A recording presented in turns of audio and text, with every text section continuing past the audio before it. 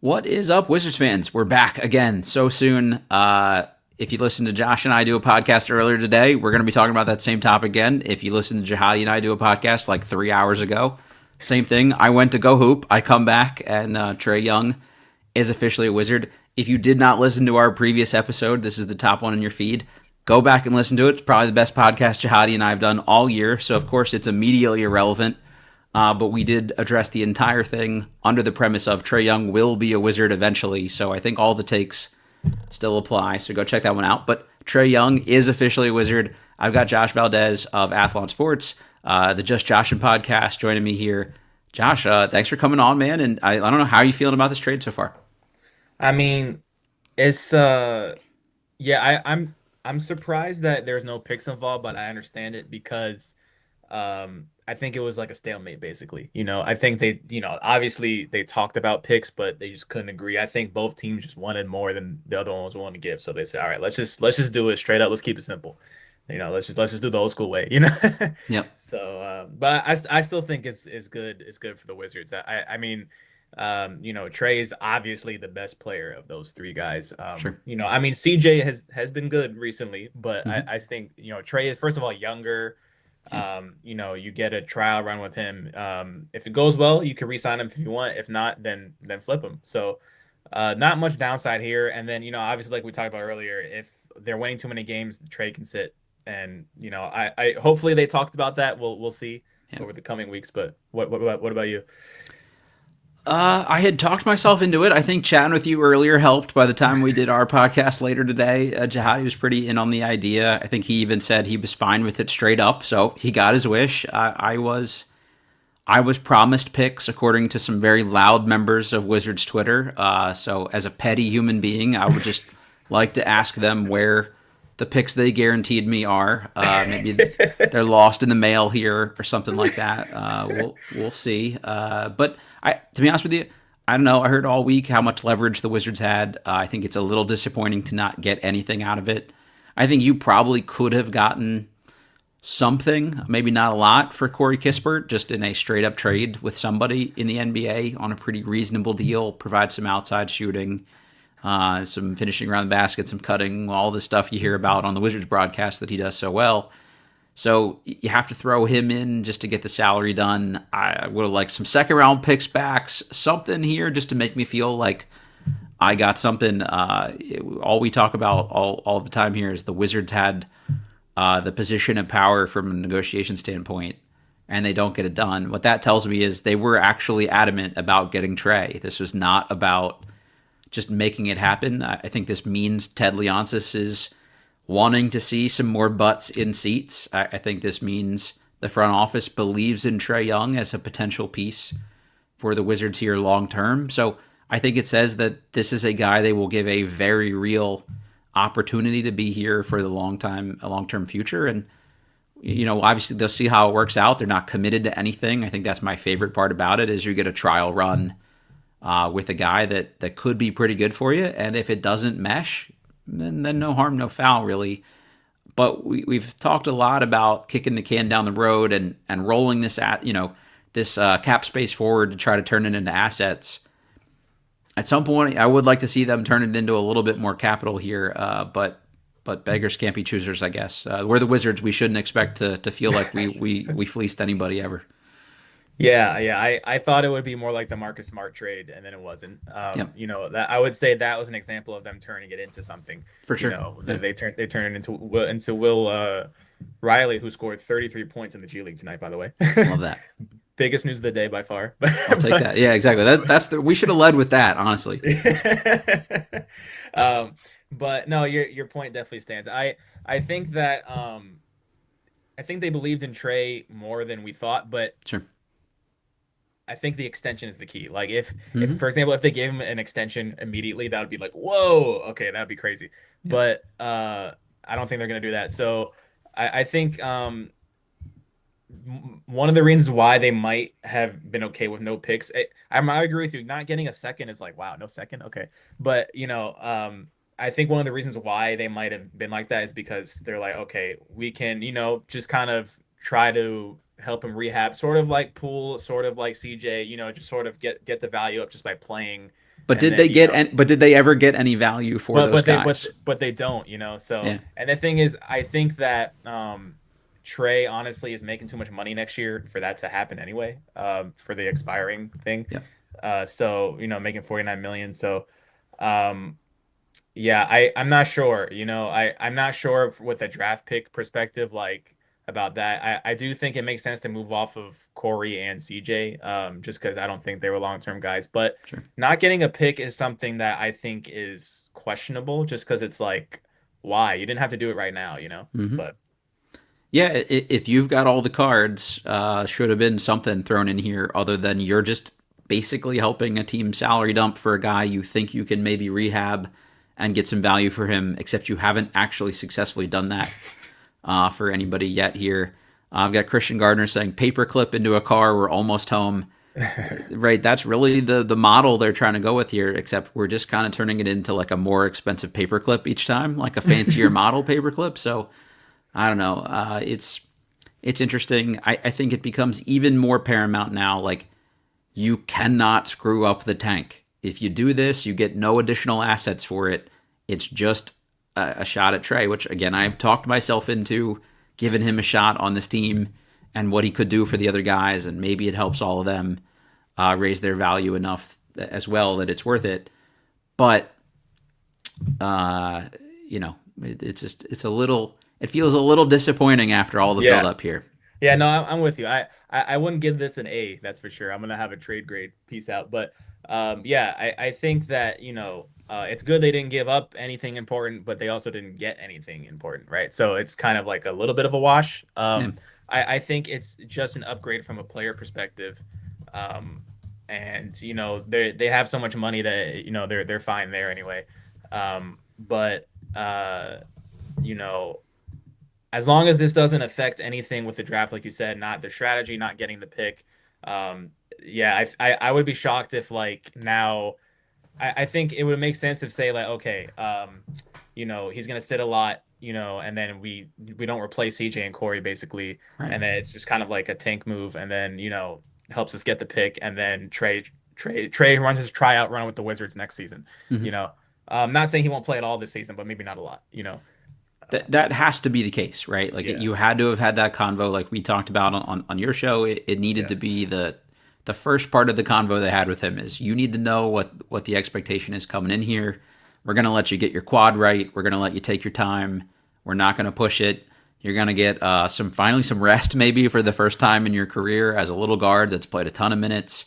So I think that's maybe actually appealing for him a little bit to get fully healthy, probably the first time in a long time, and they can bring him along as slowly as they want with that quad, which is nice.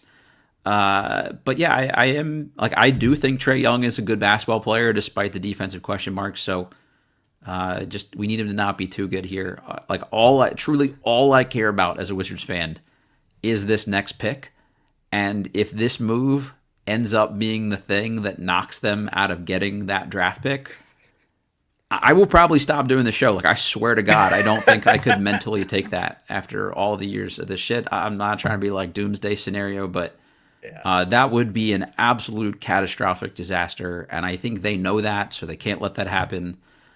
But this allows them to hit the ground running next year. They will have gotten Trae in the building, get him used to the system a little bit, familiarize himself with the other guys and the personnel. And this tells me they want to be competitive again next season, which, this is for an owner that had not wanted to tank at all. I think this was probably about as patient as we could have expected him to be. Yeah, I think they kind of conceded when they didn't have to, but not to the point of catastrophe yet. Yeah, It will be catastrophe if he plays too much and they win too much. But I still am very confident that's not going to happen, just same. because I think they're smart enough to not let it happen. And Yep.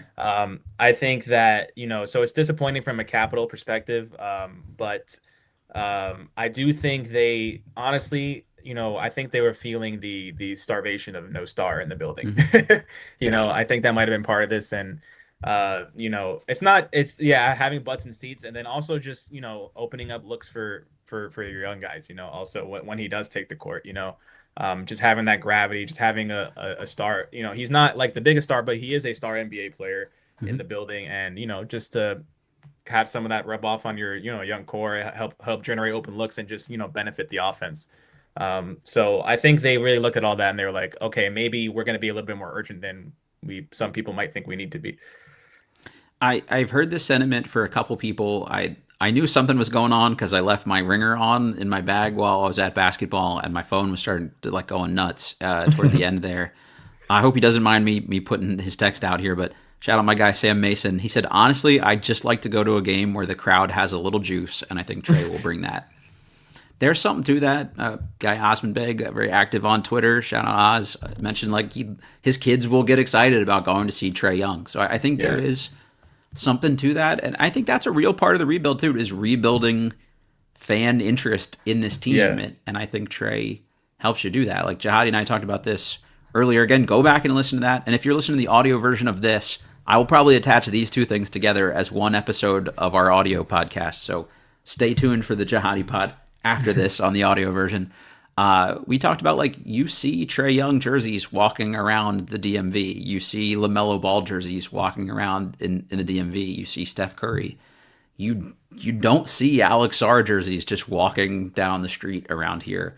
I think you will see Trae Young Wizards jerseys for that reason. And there's something to that about getting people back in and getting used to coming back to the arena so that when you do want to be competitive next year, it's not a dead building. It's not crickets. I had someone else tell me that they hear more things on the Wizards broadcast, like background noise in the arena, than they ever hear anywhere else because it's so quiet because there's no one in there. Like that.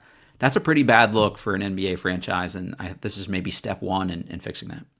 Yeah. I mean, look, it is a business at the end of the day. You can't blame owners for wanting to sell tickets. You know what I mean? You just can't. I mean, it's their business. And, I really do think the organization wanted to get a box office guy in there. It just hasn't had, since Beal and Wall days, right? Really. Yep. I mean, obviously you had Russ, but he wasn't like prime Russ, so I think that that is definitely a part of it, like you said. And I think it's just the enthusiasm around the team. It's going to be more national combos now. And, it's just, I think that there was definitely a branding perspective of this, like you were saying. But also genuinely from a basketball perspective, probably more so next season just because they can't risk the pick. But I do think he can benefit. He won't help the defense, but if he helps the guys get better on offense while he's in DC, that provides value on its own outside of just draft assets. Yep. Yeah, it's interesting. If he plays well, you'll probably want to keep him. If he doesn't play well, you'll probably want him to move, but there goes any chance of you rehabbing his value and then turning him into future assets. So I don't really buy that argument of they'll flip him for more stuff later. If he plays well enough to want to be flippable, you'd probably just hang on to him at that point. But to the point you just made, Josh, David Aldridge had something about this the other day about, hey, it was just cool to see Alex Sarr on a post-game national game broadcast the other night talking after a game. Totally agree. When was the last time a Wizards guy did that? So I think Trae Young is the kind of guy who will get those kinds of calls to pop on after a game, and that says something too, I think. Yeah, no, I totally agree. I had the same exact thought when I saw Alex last night, but I think also, I think when it comes to Trae, like, I think that obviously, it's a skeptical thing to like they could flip him because they never do it, the way we say they will. But also, I think it depends on who they pick in the lottery. Like, say if they get a point guard like Michael Brown or even Darren Peterson, it's probably more likely that Trae doesn't stay. But if they get like Cam Boozer or something, it might make more sense. Then you could just be like, all right, let's just re-sign him, not to what he's making now, but if he works and he works with those front court guys, that makes sense, But I think we just don't know until they pick whoever they pick. Hostway in the chat asked, do you guys think they could get something done extension-wise this summer? I personally very much hope not. I'd like to see him for a larger sample size with this young core when they're playing for real to know how it works before you make any kind of long-term investment. That would just be my sense. I don't know if that's realistic from a business standpoint. I assume if you make this deal with Trae Young, you probably had some conversations about what his long-term expectations are, and that's to get a longer-term deal done. So I don't know that that they wouldn't just do something early and get it over with if they see enough this year to want to just to lock it in for both sides. So That'll be interesting. Ace of Stripes said Trae's going to be fun. City of Oaks said, this is crazy that the Wizards made a trade for a dude that's averaged 25 points and 10 assists for his career and is only 27. Talking myself into this. I think that's a reasonable way to go about it. Lambo's no legs said should have traded Middleton. They might still also do that at the deadline, so we'll see how that goes. Sun Kagabo, sorry if I said that wrong. Trae is going to elevate the team so much. We haven't had a playmaker of that level since Wall Westbrook, especially with players like Sar, Bilal to skyrocket. Yeah, again, go shameless plug again for the earlier part one of this with Jahadi. He talked a lot about elevating the guys around him, and I think he had some really good perspective on what it's like to play with a guy like Trae. You know, he played with Allen Iverson. I think there's a similar amount of flair and attention a guy like that draws. So he had some pretty good thoughts on that one. Let's see, keeping this going. Jmart 88921, Travis Schlenk who drafted him in Atlanta. Makes sense that this happened. Yep, agreed. Just want to make sure I hit on everybody, at least once to put in the chat. I won't read everybody's comment here. Josh, I won't keep you super long here. Let's start wrap this one up. Any other thoughts here that we haven't unloaded on the trade here so far? Yeah, I think I would just say don't totally judge it until we see what happens with his future. Sure. I think if they wait and don't extend him or don't talk about an extension until he plays a large sample size, like you said, and they have their pick and that's all settled, then then it's okay. But if they re-sign him really fast, then that's a problem. So, like you said, just I think let's just try it out, see how it works out. That would justify more not getting any draft comp, which they still should have got something, but it would justify it more. Mm-hmm. That's what I would say. I think as long as you don't lose the pick or you don't lock yourself into some crazy long megalithic deal here, yeah, it's a win trade. I think you win in this situation. I maybe give it a B. I think that's where I've been at with most of their trades, maybe with the exception of the Smart trade, but yeah, it has the potential to be an A trade if a couple things go their way. If they can tank appropriately still here and end up with a good pick, if the young guys show even more individual growth, if you can lock him into a friendly long-term deal, whether it's this offseason or sometime after the fact, then that could definitely turn itself into an A trade. So the only way this ends up a bad thing is if we're watching the Knicks win the lottery sometime in June or May or whenever the lottery is. But Josh, you do an amazing job, as I mentioned on your show. Everyone go check that out. Please tell folks where they can find you and all the great work that you do. Yeah. So at Josh Valdez 100 on X, I write for the Wizards for Clutch Points, and I'm always going to most of the home games, posting clips, so you can find me on there.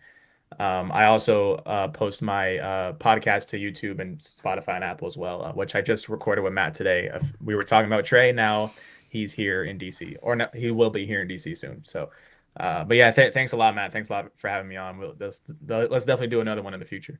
Yeah, if you're not following this guy on Twitter, a lot of great stuff from after the games here from the team directly. It's nice insight to hear all the perspectives you're able to pull from these guys. So keep it up. And I would be very, very curious to hear when we think Trae will be back and if he's going to be out on the court here pretty soon, because now I think I'm excited to see him in a Wizards jersey sooner than later. Something about him in the gold and the black unis I think will really hit different. So looking forward to that. Yeah, that's the thing. I think it's just it's not all about the technicalities. It's also just an emotional thing. That's the vibes. Also part of it. The vibes are good, man. Thing. Sometimes you just need some vibes. So count on Trae Young to bring the vibes for sure.